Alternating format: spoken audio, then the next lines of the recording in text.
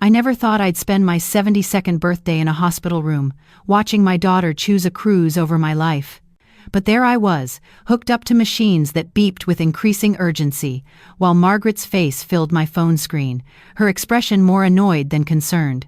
The day had started like any other Tuesday. I'd driven myself to my granddaughter Emma's university graduation ceremony, the May sunshine warming my face through the windshield. Margaret hadn't offered to pick me up. She never did. At 72, I was still expected to manage on my own, still expected to fade quietly into the background of her perfectly curated life. The ceremony was beautiful. Emma looked radiant in her cap and gown, her face glowing with achievement. I'd saved for 3 years to help with her tuition, taking on extra alterations work at the shop even after I'd officially retired. Margaret didn't know about that. She thought Emma had gotten a scholarship. It was easier that way. After the ceremony, Margaret had organized a luncheon at the Fairmont. Not for Emma, really, for appearances, for the Instagram photos, for her friends to see what a successful mother she'd raised. I sat at the far end of the table, next to Margaret's new husband Trevor and his mother, while Margaret held court at the head, her arm around Emma's shoulder, posing for picture after picture. I was halfway through my salmon when my chest tightened. At first, I thought it was just indigestion.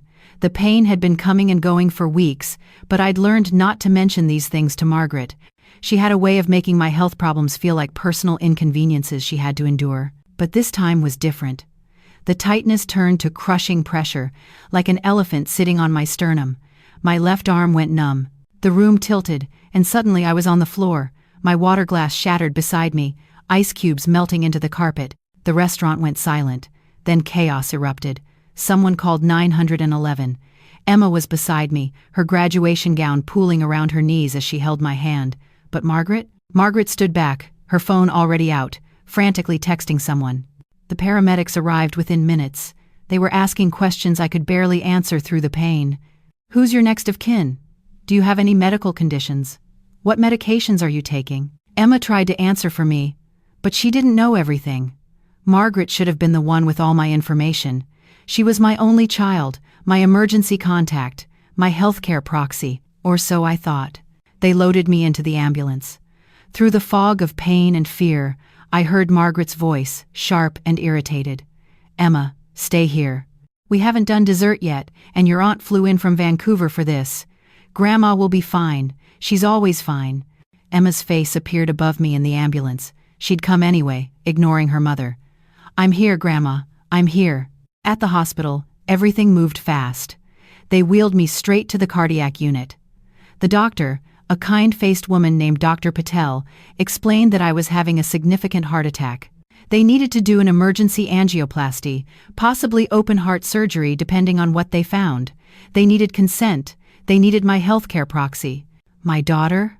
I managed to whisper. Margaret Reed. The nurse pulled out my records. I watched her face shift from professional concern to confusion. She leaned over to Dr. Patel and whispered something. Dr. Patel's eyebrows rose. Mrs. Morrison? Doctor, Patel said gently. According to our records, Margaret Reed is no longer listed as your healthcare proxy. That was changed 8 months ago. The words didn't make sense. The pain in my chest was overwhelming, but this new confusion hurt in a different way. That's not possible. I never changed anything. The documents are here, signed by you and witnessed by a lawyer. Your healthcare proxy and emergency contact is now listed as... She glanced at the chart. James Chen. James. My breath caught, and not just from the heart attack. James Chen, Emma's grandfather on her father's side. My former father-in-law. A man I hadn't spoken to in over 20 years, not since my husband died. We've already called him, the nurse said. He's on his way. But Mrs. Morrison, we need to start treatment now. This can't wait. Dr. Patel made the call. They prepped me for surgery without consent, a medical necessity. As they wheeled me toward the operating room, I heard Emma on the phone, her voice tight with anger. Mom, Grandma's having open-heart surgery. They need family here. No, it can't wait until after your cruise. Mom, she could die. There was a pause. Then Emma's face went pale. She held the phone away from her ear, staring at it like it had turned into a snake. When she spoke again, her voice shook. Did you really just say that? Did you really just tell me, if she dies, she dies? I've been planning this Mediterranean cruise for 8 months. And I'm not canceling because your grandmother has bad timing? I wanted to tell Emma it was okay, that I was used to Margaret's callousness, that she shouldn't be surprised, but the anesthesia was pulling me under, and the last thing I heard was Emma's voice, breaking with tears she was trying to hold back. The surgery took 6 hours. When I woke, the room was dim, the evening light filtering through the blinds. My chest felt like it had been cracked open, which it had. Every breath hurt. But I was alive. Emma was asleep in the chair beside my bed, her graduation gown crumpled on the floor, still wearing her dress from the luncheon. Her phone buzzed on the bedside table. I couldn't reach it, but I could see the screen. Messages from Margaret, dozens of them. Tell Grandma I hope she feels better. Send me updates so I don't have to cut my trip short. Did you really have to make a scene at the restaurant? Trevor's mother thinks our family is dramatic. I closed my eyes, the familiar ache of rejection mixing with the physical pain. This was who Margaret was. This was who she'd always been. I'd spent 72 years making excuses for her, convincing myself that she loved me in her own way, that her coldness was just her personality, that I was asking too much by wanting a daughter who cared. The door opened quietly. I expected a nurse, but instead, a man stepped in. Tall, silver-haired, wearing a cardigan that had seen better days. It took me a moment to recognize him. James had aged, but then again, so had I. We'd both been young when my husband died, when Margaret had made it clear she wanted nothing to do with her father's family. "Dorothy," he said softly, using my first name like we'd seen each other yesterday instead of 23 years ago. "James." My voice was rough from the breathing tube. "I don't understand." He pulled up a chair on the opposite side of the bed from Emma. "I know. We need to talk, but first, how are you feeling?" "Like I've been hit by a truck." A small smile. "The doctor says you're doing well. The surgery went better than expected. They said, you're my healthcare proxy. I never signed anything." James was quiet for a moment, his hands clasped between his knees. When he looked up, his eyes were sad but determined. "You did, Dorothy. 8 months ago. You just don't remember." My mind raced backward. 8 months ago, November. I'd had that dizzy spell at the grocery store, the one where I'd passed out and hit my head. Margaret had been in Hawaii with Trevor. Emma had still been away at school. I'd woken up in the hospital, confused, with a concussion and no memory of the 3 days before the fall. "The concussion," James said, reading my face. "You were in the hospital for a week. Do you remember who was there with you?" I searched my memory, but that whole week was fog. I remember waking up. Margaret was there for an hour before she had to fly back. "I was there, Dorothy, the whole week." Emma called me when she couldn't reach Margaret. "Your neighbor, Mrs. Patterson, had found you and called the ambulance, but you had no emergency contact who could actually come. Margaret wouldn't cut her vacation short. So Emma called me." The words were hammer blows. I'd had no idea. In my mind, that week was just blank space, a gap I'd filled with assumptions. "You and I talked a lot that week," James continued. "You were confused from the concussion, but you had moments of clarity. And in those moments, you told me everything. About Margaret, about how she'd been treating you for years. About the times she'd refused to help when you needed her. About how she'd pressured you to sell your house and move into a retirement home so she could have the inheritance money early. I wanted to deny it, but I couldn't. It was all true. On your 4th day in the hospital, you had a moment of absolute clarity. You called a lawyer I knew, and you signed new documents. You made me your healthcare proxy, your power of attorney for healthcare decisions. You said if anything ever happened to you, you didn't want Margaret making those choices. You said she'd choose whatever was most convenient for her, not what was best for you." Tears were sliding down my face now, mixing with the oxygen tube pressed against my cheeks. "I don't remember." "I know. The concussion wiped those days. But Dorothy, you were so certain. You made me promise that if you forgot, I'd never remind you unless I had to. You said you wanted to keep believing Margaret would come through for you, that you needed that hope. But you also needed insurance that if the worst happened, someone would actually care whether you lived or died." Emma stirred in her chair, her eyes opening. She saw James and sat up straight, wiping her face. "Mr. Chen." "Emma." He smiled at her. "Your grandmother just learned the truth." Emma looked at me, her eyes red. "I knew, Grandma. Mr. Chen told me 6 months ago, when Mom refused to help with your prescription costs." He said you'd made him promise not to tell you unless absolutely necessary. I felt like I was having a second heart attack, this one emotional. You both kept this from me? You asked us to, James said gently. You said you couldn't bear knowing you'd given up on your daughter. You said you wanted to keep trying with Margaret, keep hoping she'd change. But you also wanted to make sure that if something serious happened, someone would be there who actually put you first. The door burst open. Margaret strode in, still wearing a sundress and sandals, her hair pulled back in a messy bun, her face flushed with irritation. She'd come from the airport, I realized. She'd cut her cruise short after all. But her first words weren't, "How are you, Mom?" They were, "What is he doing here?" James stood calmly. "I'm Dorothy's healthcare proxy. I had to authorize her surgery." Margaret's face went white, then red. "That's impossible. I'm her daughter. I'm her proxy." "Not anymore." James pulled out his phone, showing her a document. Dorothy changed it 8 months ago, legally witnessed and filed with the hospital. Margaret's eyes found mine. Accusation written across her face. "You did this? You actually replaced me with him? With Dad's father? The man we haven't spoken to in 20 years? I wanted to defend myself, to explain, but Emma stood up first.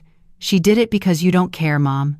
Because today, when Grandma was literally dying, you said, 'If she dies, she dies,' because you didn't want to miss your cruise." I didn't mean it like that. I was stressed. The cruise was expensive. Grandma was dying. Emma's voice cracked. "And you chose a vacation." Margaret's face contorted, cycling through anger, denial, and something that might have been shame. "You don't understand. You don't know what it's like having a mother who's always needy, always having some crisis. I have my own life. I can't drop everything every time she has a massive heart attack." James's voice was quiet but firm. "Margaret, your mother almost died today. The doctor said if she'd waited even an hour longer, she wouldn't have made it. And you weren't here." "I came as soon as I could." "You came 12 hours later, after Emma called you 6 times crying." James stepped closer to me, his presence protective. "Dorothy doesn't need your excuses anymore. She needed you today. And you weren't there. But I was. Just like I've been there for the past 8 months, quietly making sure she takes her medications, helping with her doctor's appointments, being the family she deserves." I stared at him. "You've been doing that? You asked me to." "Well, the you from 8 months ago did. You made me promise I'd look after you without making a fuss, without making you feel like a burden. So I did." Margaret's hands were shaking. "This is insane. She's my mother. Mine. You can't just swoop in and steal her." "Nobody's stealing anyone," Emma said, her voice hard. "But Grandma gets to choose who takes care of her, and she chose someone who would actually show up." I watched Margaret's face crumble. For a moment, I saw the little girl she used to be, the one who'd crawled into my lap after her father died, the one who'd promised we'd always take care of each other. But that little girl had grown into a woman who measured love in convenience, who saw her mother as an obligation rather than a person. "Margaret," I whispered, my voice hoarse. "I'm sorry I don't remember changing the documents, but I'm not sorry I did it." She looked at me like I'd slapped her. "I've spent your entire life making excuses for you, telling myself you were just busy, just stressed, just not good at showing emotions. But today made it clear. You've been showing your emotions all along, you just don't have the ones I kept hoping for." "Mom, that's not fair." "Fair?" The word came out sharper than I intended. "You left me on the floor of a restaurant so you could finish dessert. You told your daughter to let you know if I died, because you didn't want paperwork to interrupt your cruise. When in this entire year have you called just to see how I'm doing? When have you visited without needing something?" Margaret opened her mouth, then closed it. She had no answer. "I'm not trying to hurt you," I continued, each word exhausting. "But I'm 72 years old, and I just survived a heart attack I might not survive the next time. I can't spend whatever time I have left hoping you'll become the daughter I needed. James offered to be the family I need now, and I'm grateful." The machines beeped softly in the silence. Emma moved closer to my bed, taking my hand. James stayed standing, a quiet anchor.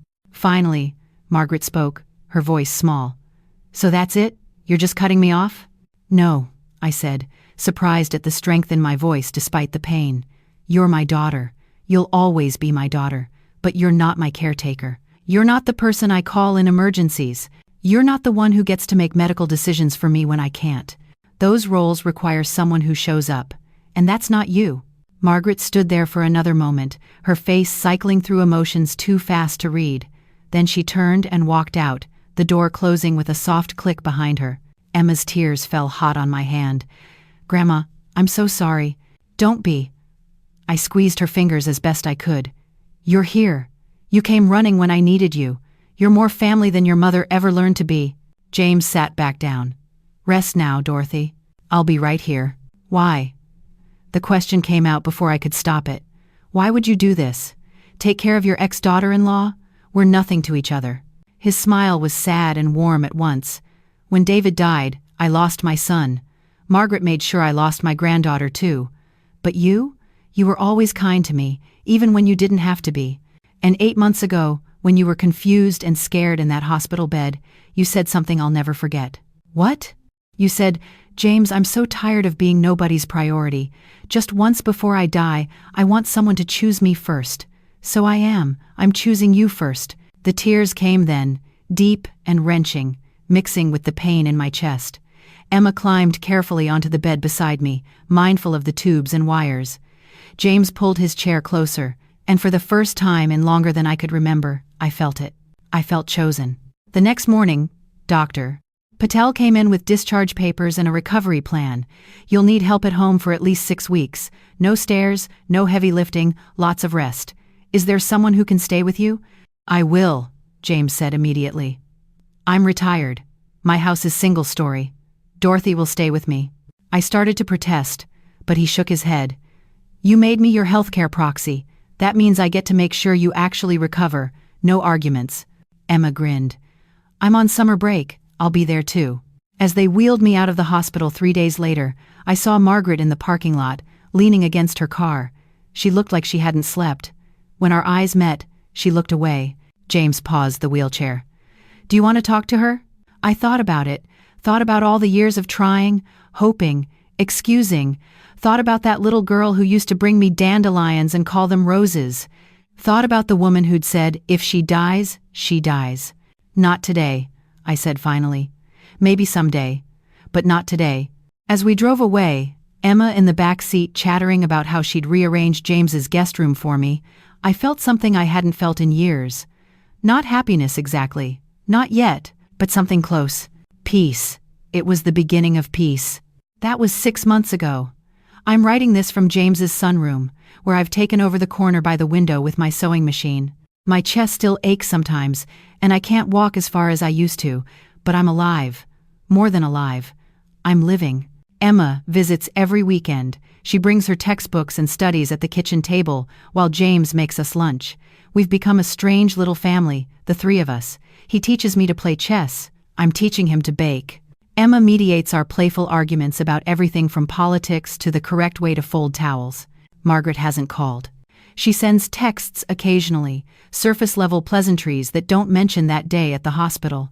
"Hope you're feeling better. Trevor says hello. We should have lunch sometime." I respond politely. "Thank you. Tell Trevor I say hi. Maybe next month." But I don't make plans. I don't chase her. I don't perform the emotional labor of maintaining a relationship she's never truly valued. And strangely, it doesn't hurt as much as I thought it would. You can't miss what you never really had. Last week, James and I were planting tomatoes in his garden when he said, "You know, I never thought I'd get a second chance at family." I patted soil around a seedling. "Me neither." "I'm glad you forgot changing those documents. If you'd remembered, you might have changed them back, kept hoping Margaret would step up." I sat back on my heels, looking at the garden stretching before us, green and growing. I'm glad I forgot too. Sometimes we need to protect ourselves from our own hope. That night, Emma found an old photo album of David, my late husband, James's son. We sat together on the couch, the 3 of us, looking at pictures of a man we'd all loved and lost. It hurt, but it was a good hurt, the kind that means you had something worth missing. "He'd be happy," James said quietly, knowing we found our way back to each other. "Even like this?" I asked. "Even after everything? Especially like this." His hand found mine, papery skin against papery skin, 2 old people who'd learned that family isn't about blood or obligation, it's about who shows up, who stays, who chooses you first when it matters most. Through the window, I could see the tomato plants we'd planted, small and fragile but growing toward the light. Like us. Like me. At 72, I'd survived a heart attack. But more than that, I'd survived the death of a hope I'd been clutching for decades, the hope that Margaret would become the daughter I needed. And in letting that hope die, I'd found something better. I'd found people who chose me, who showed up, who proved that sometimes the family you need isn't the family you're born with. It's the family that doesn't let you die alone while they're ordering dessert. I still call James by his name. I'm too old to call anyone Dad, and he doesn't need that title. What we have doesn't need labels. Emma calls him Grandpa James now, a title he'd lost when Margaret cut him off decades ago. And me? I'm just Dorothy. Not someone's burden, not someone's obligation, not someone's if she dies, she dies. I'm just Dorothy. Chosen. Valued. Home. And that's more than I've been in 50 years.